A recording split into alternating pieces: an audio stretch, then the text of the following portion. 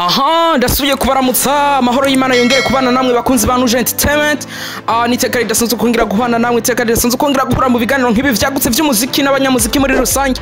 Ini Nuje Entertainment, namwe turakora subscribe yikore, kora share kugira ngo ibikorwa vyacu bishike kure hashoboka, kora commentaire.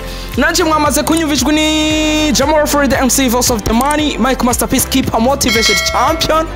Intore yatojwe nagarutse kuri micro za Nuje Entertainment fise breaking news. Iyo mvuze breaking news wumve kadi breaking news bantu b'Imana bantu musanzwe mukurikirana Nuje Entertainment. Iro musi tugira tujye show kubera ko fise breaking news itarakoza amaguru hasi. Muite Bizmana Karum Abubakar aka Sadbi aka Marshall yakoze vyinshi vyiza, yakoze vyinshi birashimwa. Turavye agitangura Buja Piano yaratanguye yiswe Je vais bien, araza asohora yitwa Fagiola Chuma, asohora na collaboration yiyo wiswe Adamu bayitaye wigaye, araza kuraza Kirisese akora ma collaboration yabonetse yakoranye na Monia Fleur, akora umutu none hino musi bantu b'Imana. Yitwa Machine, new hit song is coming back. Machine yamaze kubinasoka, reka tumanze tuyumvirize gato challenge yamaze kubatanga hama tushe tugaruka. Nataka kutoka sitoki, nataka kuingia singi, nataka kutoka sitoki, natupa ndani moyo wote panda juu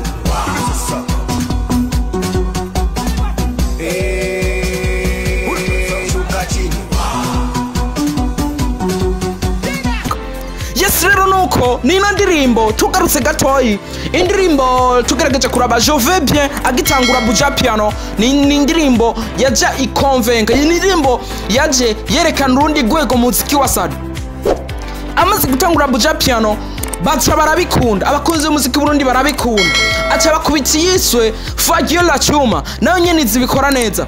Rero tugerageje kuraba urugendo rwiwe bwa Buja Piano kuva kitangura. Numuziki icambere winziza amafaranga, umuziki wa marché wo kusoko.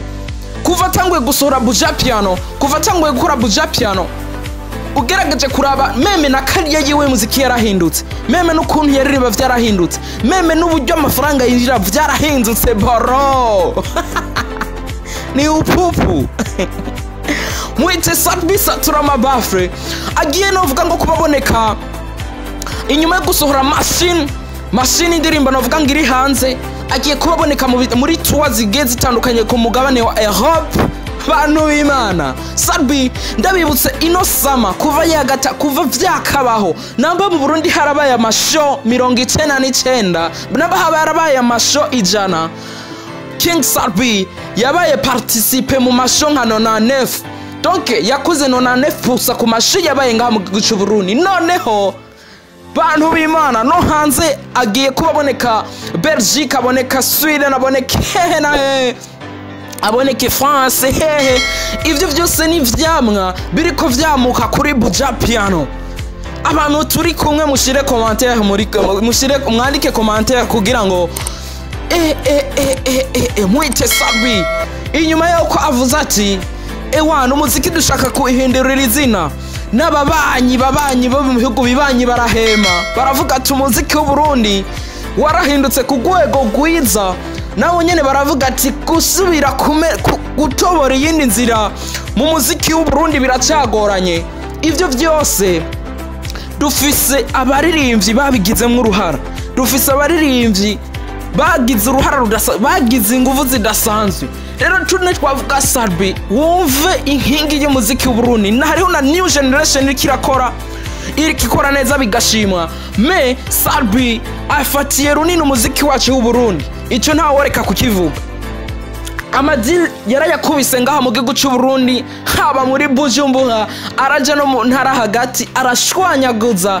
Indirimbo imwe gusa yitwa Kirisese yazanye yahuhinduriye izini muhindura n'amateka gushika no munsi niyo iriko iratuma neza na neza n'amashow yo hanze atobora, niyo iriko iratuma Sadbi aba diaspora bari hanze bavuga ati nta wundi dushaka kazotunezereza muri December atariwe. Ni breaking news neza na neza y'uwiswe Sadbi itari bwakoze ukuguru hasi. Rero ushaka amakuru ari update, ushaka ubusisanguro bumeze neza, ushaka amakuru ya nyayo, ushaka content zimeze neza ziri kreye n'abantu bene zo bazikora, ni Nuja Entertainment yenyewe niyo bikishoye, niyo media yonyene ngaha mu gihugu Burundi ishoboye gukora content yayo apana gukoreza abantu ni upupu. Guys, New Generation na Sadbi bafashije runini umuziki w'Uburundi mwino myaka novuga ngo 3 iheze. Turavye New Generation aba bakiriku, turabona ba DJ Fernando, ba Melanin Boy, turabona ba Dramati, ba Linoji, ba Monia Fleur. New Generation yarakoze ibikorwa bidasanzwe uza kubufashanya n'uwiswe Sadbi neza na neza. Iyo uri kuravuga Sadbi ari karonka n'aba bana bandi bana bamusupportinga, bana umuziki waragize isura imeze neza, umuziki usubira kugira kanovera. Ino musireni bavuga Sadbi rero mu muziki w'Uburundi tinya isi have ngaho ni Sadbi satura amabafure n'amabuye yaramuye abaririmbyi benshi kuva bakiri muri rebo ya Empire Avenue. Turabona muri Empire Avenue haraciye ba Benturo, haraciye ba Bernice, haraciye n'umugwi wari wakunzwe sana witwa Best Life Music. Abo bose bari muri novuga ngo muri Empire Avenue barasohoka umuziki bawukora fresh sana. Turabona n'abandi baririmbyi yagiye aramura mu collaboration, turabona baba Linoji, turabona baba Adam, turabona baba Monia Fleur abakora na collaboration, maze nabo nyene bagira izina rikomeye biciye ku muririmbyi Sadbi satura amabafure n'amabuye. Yes, ndakwibutsa utarakora subscribe yikore, kora share kugira ngo ibintu meneze cyane. Neza na neza ya Nuja Entertainment yakigane turashoboye, ushoboye bro.